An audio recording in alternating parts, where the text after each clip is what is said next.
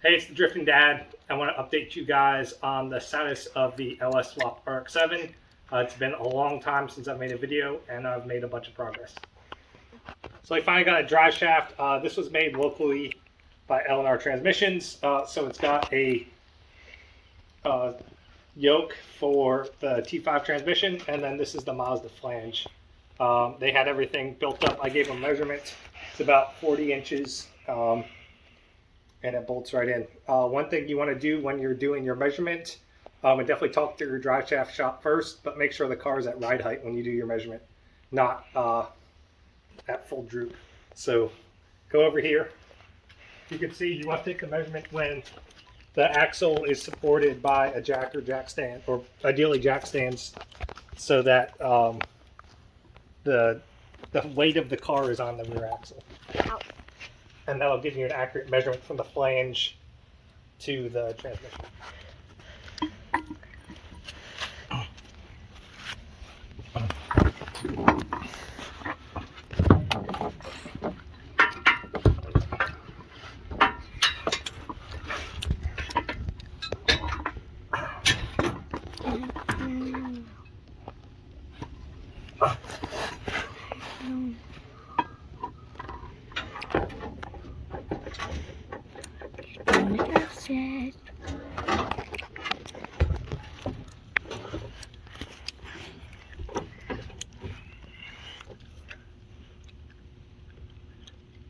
All right, found the bolt. All right, so now that the drive shaft is in, I'm just gonna put the bolts in. I'm using the stock bolts. They gave me these bolts, but they're too big for the flange, and I don't want to drill the flange, so I'm just gonna use the stock ones. It's got a center register, so it doesn't matter what size the bolts are. Oh yeah. Why? What happens if a cow doesn't shave? What happens? It gets a mustache. Yay. All right, so the other thing I finished up was the accessory belt routing. So you can see here, we've got the accessory belts on. So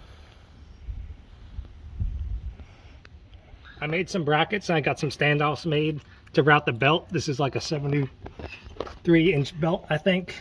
It fits nice.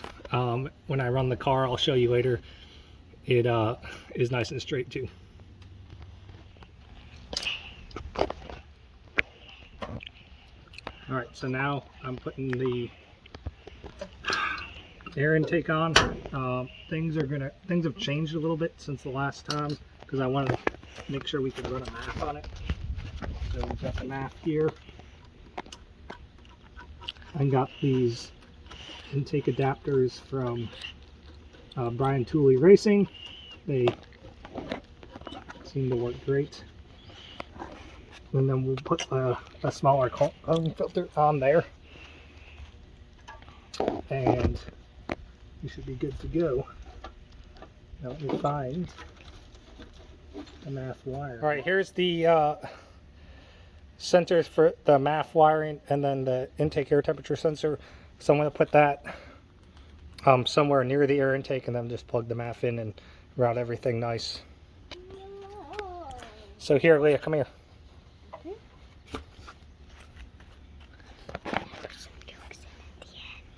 Yeah. All right, so we plug the MAF in. This will get secured better. All right, you ready to start the car, Leah? Mm-hmm. All right, we're gonna go ahead and start it up. I can show you Leah will show you the belt running and everything. How do you do wait, that? We gotta plug it in. I'll plug the batteries in. Bum bum bum bum na na. Please. Ready? Yep. How do I show the bomb dom jump thing?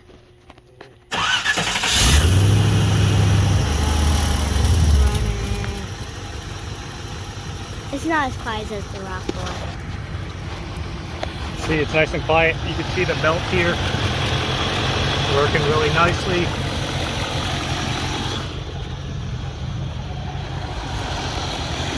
Very quiet.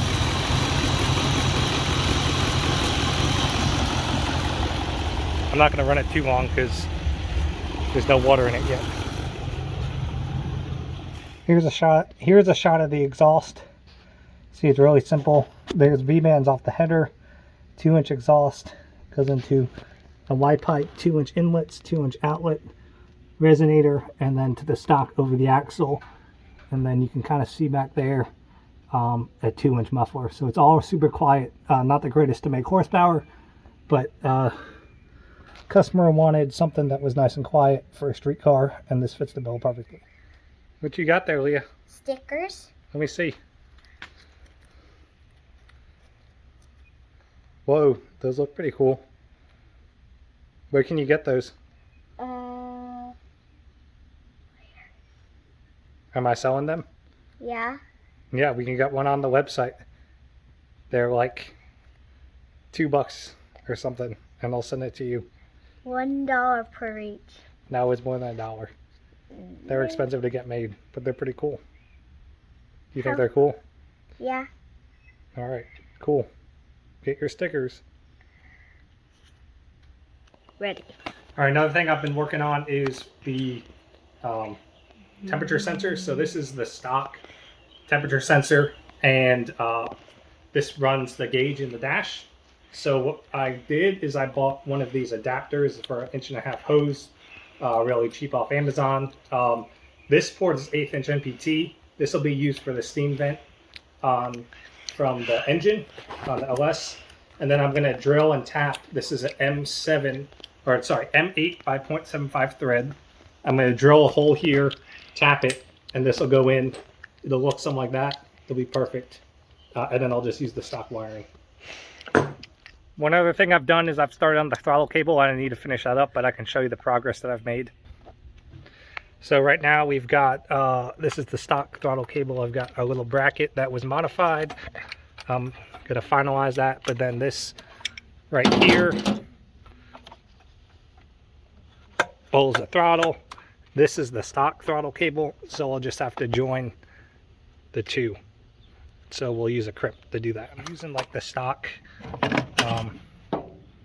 stuff first, so I kind of readapted. So I have one in, just got to get the other one, and then once that's done and we got the adapter block done, then we can go ahead and get the coolant system all finished up.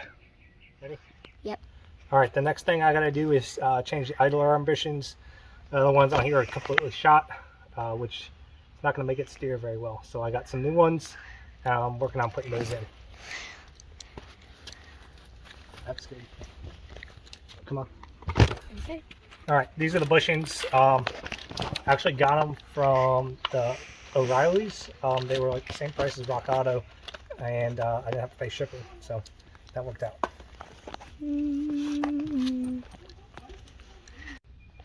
Good? Now, yep. All right, I've got the new bushings in. Put a little grease to help keep them lubricated, and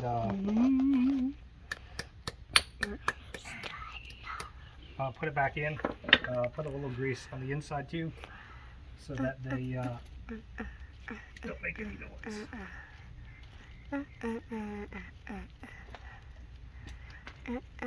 All right, so the new bushings here, which I apologize, it's very hard to see. Let's see, maybe a little better. New bushings here were hard to go on to the have the pitman or the idler arm itself, so I'm using a C-clamp to turn them down instead of trying to hit them in with a hammer, because they weren't moving at all. This is just kind of like a little mini press, so that's a good tip if you need to install bushings or something.